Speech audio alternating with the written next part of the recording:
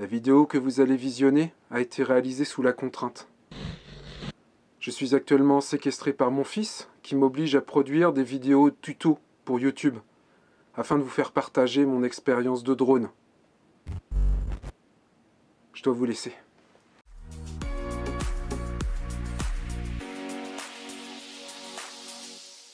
Bonjour à tous, je vous retrouve pour ce premier tuto qui va vous expliquer ce qu'est la règle des tiers et comment l'appliquer avec vos prises de vue drone.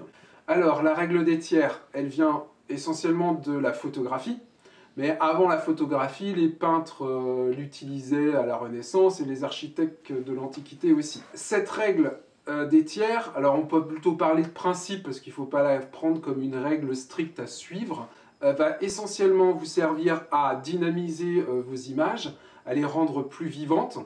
Et pour cela, en fait, vous allez travailler sur le cadrage et faire en sorte que votre cadrage ne soit pas neutre, mais qu'il donne un sens à votre image, qu'il lui donne un bon équilibre. Dans tous les cas, cette règle-là va vous obliger à sortir d'un cadrage neutre qui serait trop centré dans le visuel.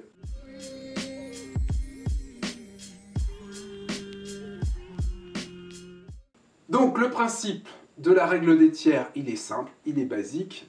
Ça va vous obliger en fait à découper votre image en 3 sections, verticalement et horizontalement. Pour cela, on va tracer dans l'image 2 lignes verticales imaginaires, 2 lignes horizontales imaginaires, et du coup, vous aurez donc 9 zones dans votre image que l'on va remplir différemment. Donc les 4 lignes que vous venez de tracer, les 2 lignes verticales et les 2 lignes horizontales sont appelées des lignes de force. Je reviendrai pourquoi on les appelle comme ça dans quelques instants. Par contre, vous obtenez aussi 4 points à l'intersection de chacune des lignes. Donc 4 points qui se trouvent dans l'image, ces points sont appelés des points de force. Donc ces 4 lignes de force qui sont à votre disposition, qu'elles soient imaginaires ou réellement visibles sur votre appareil photo ou votre application de drone, vous allez les utiliser pour placer des lignes directrices dans votre visuel, donc que vous voyez. Donc s'il s'agit d'un paysage, c'est le plus simple. C'est ce qui est utilisé depuis longtemps dans la peinture. Vous pouvez placer votre ligne d'horizon sur l'une des 2 lignes directrices, horizontales bien évidemment. Donc soit sur le tiers supérieur, soit sur le tiers inférieur. Bien évidemment, dans l'un des cas, vous allez donner plus de puissance au ciel, ou dans un autre cas, plus de sens au premier plan. Ça, c'est ce qu'on utilisera tout à l'heure en drone, c'est le plus simple des cas de figure. Après, vous avez la possibilité d'utiliser les lignes verticales. Donc les lignes verticales sont utilisables en drone, puisque souvent on fait des plans en bird eye, donc des plans où l'objectif pointe vers le sol, et sur ce sol, il y a des lignes directrices. Et donc on va pouvoir utiliser les lignes verticales aussi pour placer une route ou un élément dans le visuel.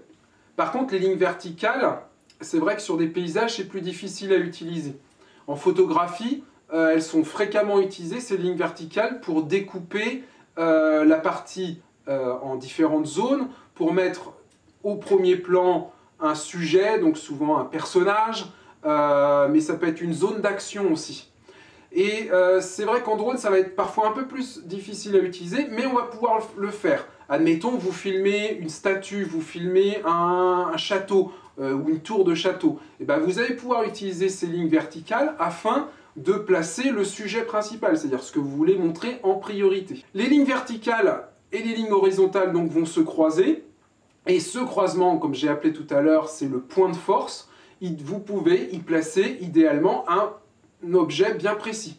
On peut imaginer par exemple, lors d'un tracking d'un véhicule, de pouvoir placer sur ce point de force le véhicule en mouvement. D'ailleurs, c'est ce qu'il y a de plus important à savoir, c'est que les règles des tiers n'est pas une règle qui est figée, qui s'applique uniquement, comme je viens de l'expliquer, à la peinture ou à la photographie, elle s'applique aussi au cinéma. Mais dans le cinéma, on va utiliser les lignes directrices, notamment les lignes verticales et les points de force, non pas pour simplement poser un personnage, c'est souvent le cas en cinéma, mais aussi pour y placer le regard de ce personnage et aussi induire du mouvement. C'est-à-dire que à partir du moment où vous allez placer un élément sur un des tiers de l'image, il va falloir que le mouvement induit aille vers l'autre partie, c'est-à-dire les 2 tiers. Toujours libérer l'espace vers l'avant. Donc admettons, si vous suivez un objet, comme je disais, un véhicule en mouvement, eh ben, il va falloir placer votre véhicule en mouvement pour que le mouvement l'emmène vers la zone où il y a le plus d'espace. Voilà, maintenant je vais vous présenter des exemples de mes vidéos où j'ai appliqué la règle des tiers. Donc comme vous le savez, je fais essentiellement des vidéos de paysage ou des vidéos de patrimoine. Je vais vous montrer quelques exemples où j'ai appliqué à la lettre cette règle des tiers.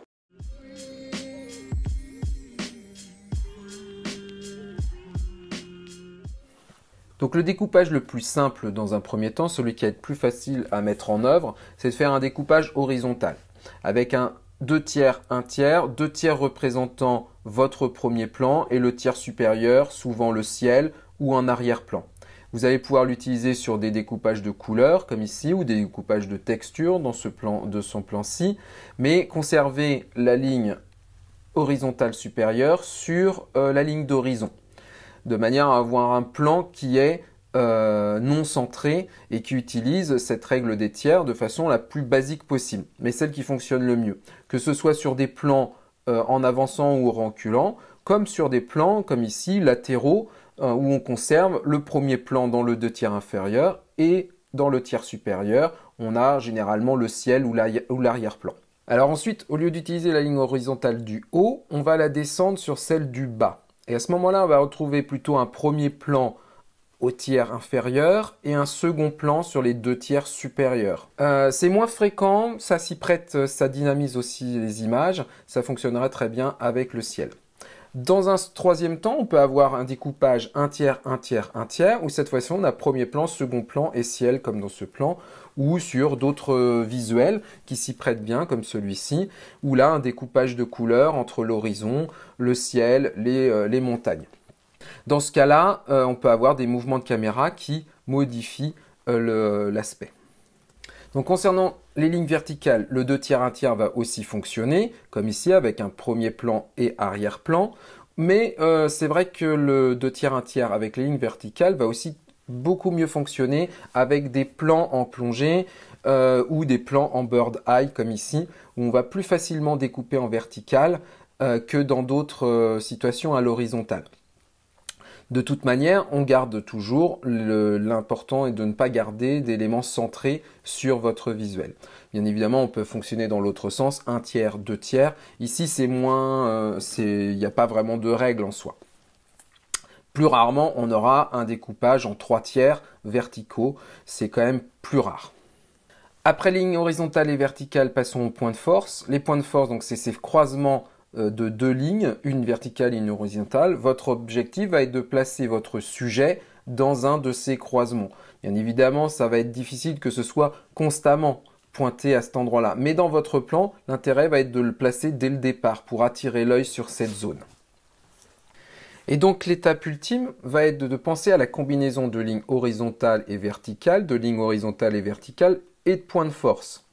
Donc cette étape va enrichir vos plans, leur donner un côté beaucoup plus cinématique, tout simplement en respectant toujours la règle des 2 tiers, 1 tiers s'il s'agit de lignes verticales, et en prenant dans votre image tous les éléments qui sont à votre disposition, en privilégiant le sujet et les lignes d'horizon et de premier plan et d'arrière-plan, de manière à avoir un plan beaucoup plus complexe que vous pourrez faire directement en prise de vue ou rattraper en post-prod.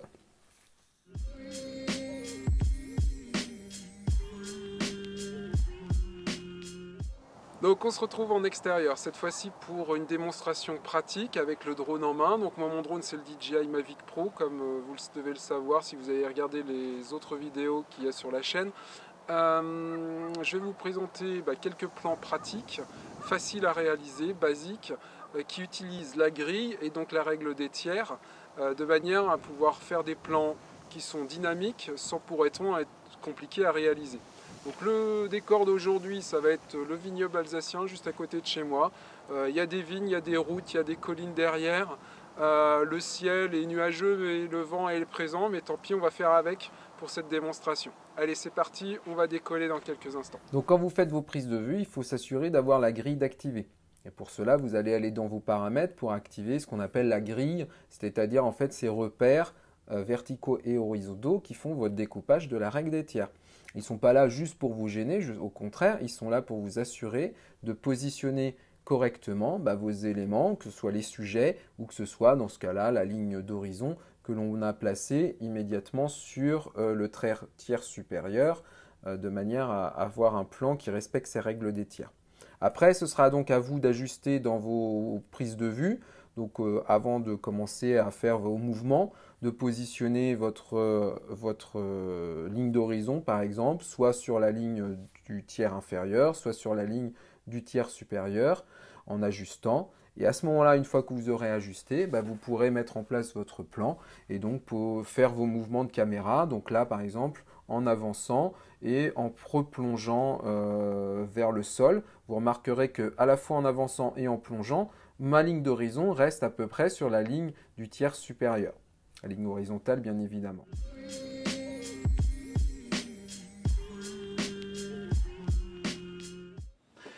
Sachez maintenant que c'est à vous de jouer.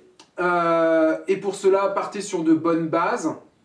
Alors, je récapitule rapidement. 1. Pensez à activer la grille sur votre application de drone ou aussi quand vous faites des prises de vue au sol sur votre appareil photo numérique ou votre caméra.